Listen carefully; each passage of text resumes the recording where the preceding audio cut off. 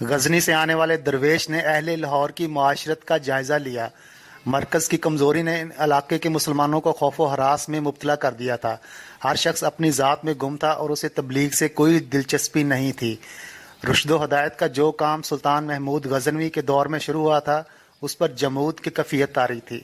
غزنی کے جوان سال درویش نے لاہور آتے ہی ایک نئی مسجد کا سنگ بنیاد رکھا۔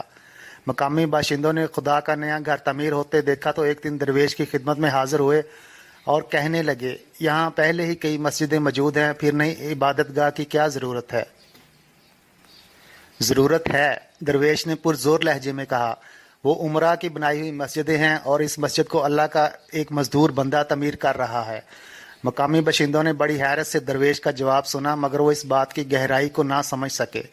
نئی مسجد کی تعمیر کا کام زور و شور سے جاری رہا۔ خانہ خدا کی تعمیر میں جوان سال درویش کی دلچسپی کا یہ حال تھا کہ وہ خود بھی اپنے ہاتھوں سے اینٹیں اور گارا اٹھایا کرتا تھا۔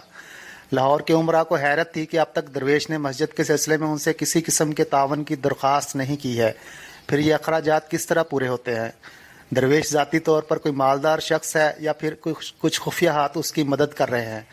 الغرض لاہور کا ہر مسلمان باشندہ تعمیر مسجد اور نووارد درویش کے بارے میں سوچ رہا تھا، اور درویش اپنے کاموں میں اس قدر منہمک تھا کہ اسے گرد و پیش کی خبر تک نہیں تھی۔ پھر جب مسجد کے تعمیر کا پون کام مکمل ہو گیا تو ایک دن ایک عجیب واقعہ پیش آیا۔ مغل شہزادہ دارا شکوہ اپنی مشہور تصنیف سفینۃ الاولیاء میں تحریر کرتا ہے کہ ایک دن لاہور کے کچھ علماء غزنی کے درویش کے پاس آئے اور کہنے لگے، تمہاری ساری محنت اکارت گئی۔ درویش نے علماء لاہور کی طرف حیرت سے دیکھا اور کہا، ایک مزدور کی محنت کیسے رائے گاہ جا سکتی ہے جبکہ وہ خلوص نیت کے ساتھ خدا کے کاموں میں مصروف ہو؟ یہ سب کچھ تمہاری لا علمی اور بے خبری کے سبب ہوا ہے۔ علماء لاہور نے جواب دیا، تم مسجد کی تعمیر سے پہلے کسی ہوش مند انسان سے مشورہ کرتے تو خانہ خدا میں نقص واقع نہ ہوتا۔ کیا نقص؟ درویش کی حیرت میں مزید اضافہ ہو گیا تھا۔ کیا تم نہیں دیکھ رہے ہو کہ مسجد کے قبلے کا رخ صحیح نہیں ہے؟ اس کا جھکاؤ کسی قدر جنوبی سمت کی طرف ہے۔ علماء لاہور نے اعتراض کرتے ہوئے کہا۔ غزنی کے درویش نے ایک نظر مسجد کی طرف دیکھا، پھر انتہائی پریقین لہجے میں کہا، میری آنکھیں جو کچھ دیکھ رہی ہیں وہ آپ حضرات کو نظر نہیں آ رہا ہے۔ اس مسجد کا قبلہ بھی درست ہے اور میرے دل کا بھی۔ علماء لاہور کو جوان سال درویش کی یہ بے نیازی پسند نہیں آئی۔ عنقریب تمام لوگ اپنی آنکھوں سے دیکھ لیں گے کہ کس کی بصارت میں خلل ہے۔ یہ کہہ کر علماء کی جماعت واپس چلے گئی اور درویش پورے ذوق و شوق کے ساتھ خانہ خدا کی تعمیر میں مصروف ہو گیا۔ پھر جب مسجد مکمل ہوگی تو غزنی کے درویش نے تمام علماء لاہور کو خانہ خدا میں جمع ہونے کی دعوت دی۔ علماء لاہور پورے ذوق و شوق کے ساتھ تشریف لائے۔ ان کا خیال تھا کہ غزنی کے درویش کو اپنی غلطی کا احساس ہو گیا ہے اور اب اس نے اپنی کوتاہی کے ازالے کی کوئی تدبیر دریافت کرنے کے لیے انہیں بلایا ہوگا۔ اپنے انہی خیالات میں غلطاں و پیچاں علماء لاہور مسجد میں جمع ہوئے اور یہ دیکھ کر حیران رہ گئے کہ خانہ خدا کی تعمیر مکمل ہو چکی ہے اور قبلے کا رخ وہی ہے جس پر انہیں اعتراض تھا۔ ظاہر پرست علماء اس صورتحال سے بہت خوش تھے کہ اب غزنی کے درویش کی بھرپور گرفت کر سکیں گے اور مخلوق خدا کے سامنے ابھی اعلان کہہ سکیں گے کہ فاضل اور تجربہ کار بزرگوں کو نظر انداز کرنے کا یہی نتیجہ ہوتا ہے۔ غزنی کے درویش نے بڑے والہانہ انداز میں علماء لاہور کا استقبال کیا۔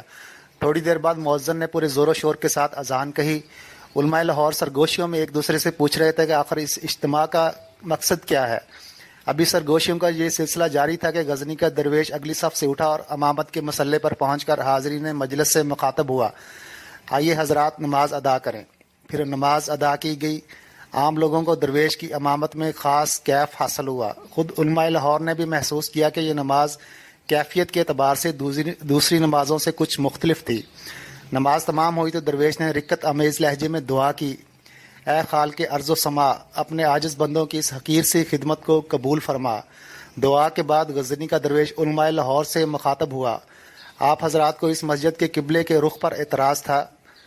وہ اعتراض تو اب بھی ہے، لاہور کے ایک عالم نے کسی قدر ناخوشگوار لہجے میں کہا، تم نے خانہ خدا کی تعمیر کو اپنی انا کا مسئلہ بنایا، بزرگوں کی علمی حیثیت کو نظر انداز کیا اور اللہ کی زمین پر ایک ایسی مسجد کھڑی کر دی جس کا قبلہ درست نہیں۔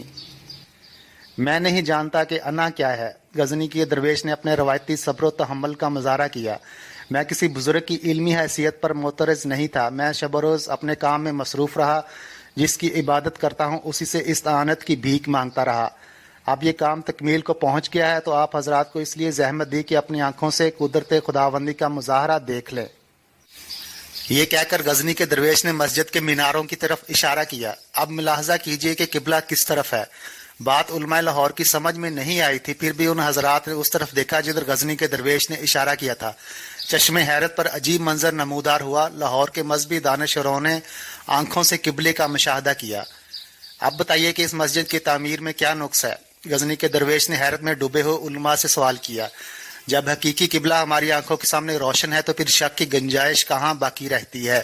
علماء لاہور نے بیک زبان کہا۔ مترزین اپنے طرز عمل پر نادم تھے اور بار بار جوان سال درویش کے سامنے معذرت کا اظہار کر رہے تھے۔ بعض بزرگ درویش کے شکر گزار بھی نظر آ رہے تھے۔ یہ آپ کا فیض روحانی ہے کہ ہم لوگ اپنے گھروں میں بیٹھ کر خانہ کعبہ کے دیدار سے شرف یاب ہوئے۔ درویش نے شکایت کرنے کی بجائے عجز و انکسار کا مظاہرہ کرتے ہوئے کہا، میں کیا اور فیض روحانی کیا؟ یہ تو حق تعالیٰ کا کرم ہے کہ وہ اپنے نام لیواؤں کی شرم رکھ لیتا ہے۔ اللہ ہم سب کو ہدایت دے اور ہمارے دلوں کی تنگیوں کو دور فرمائے۔ غزنی کے جس درویش سے یہ کرامت ظاہر ہوئی وہ سید علی حجویری تھے، جنہیں داتا گنج بخش کے لقب سے شہرت دوام حاصل ہے۔ جب عشق سکھاتا ہے آداب خود آگاہی، کھلتے ہیں غلاموں پر اسرار شہنشاہی۔ عطار ہو، رومی ہو، رازی ہو، غزالی ہو، کچھ ہاتھ نہیں آتا ہے آہ سحر گاہی۔ آئین جواں مرداں حق گوئی و بے باکی، اللہ کے شعروں کو آتی نہیں روباہی۔